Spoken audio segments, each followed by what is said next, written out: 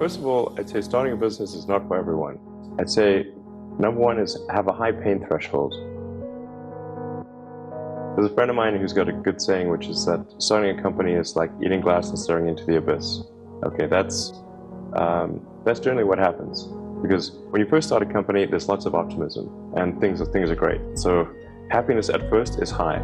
Then you encounter all sorts of issues, and happiness will steadily decline, and then you'll go through a whole world of hurt. And then eventually, if you succeed, and in most cases you will not succeed, and Tesla almost didn't succeed, came very close to failure, then if you succeed, then after a long time, you will finally get back to happiness.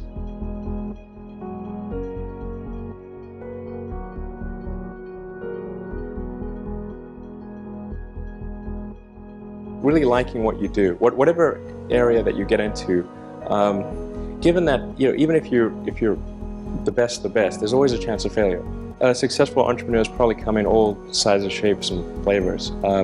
So I think it's important that you really like whatever you're doing. If you don't like it, life is too short. If you like what you're doing, you think about it even when you're not working. It's something that your mind is drawn to, and if you don't like it, you just really can't make it work, I think.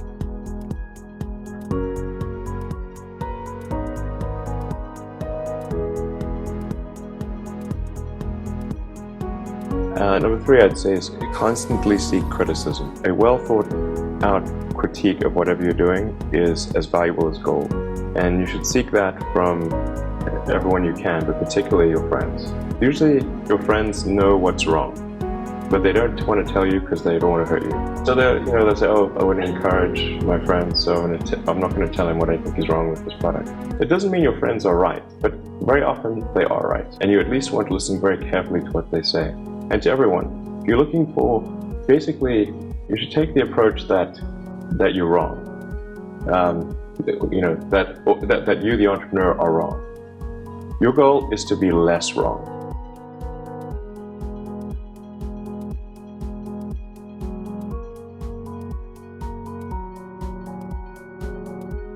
Some of the things I've described already, I think, are very important. I think really a natural human tendency is wishful thinking. So a challenge for entrepreneurs is to say, well, what's the difference between really believing in your ideals and sticking to them versus pursuing some unrealistic dream that doesn't actually have merit? That is a really difficult thing to tell you. Can you tell the difference between those two things? For me, an obsessive nature with respect to the quality of the product is very important. So you need to be sort of very rigorous in your self-analysis, and then just work like hell.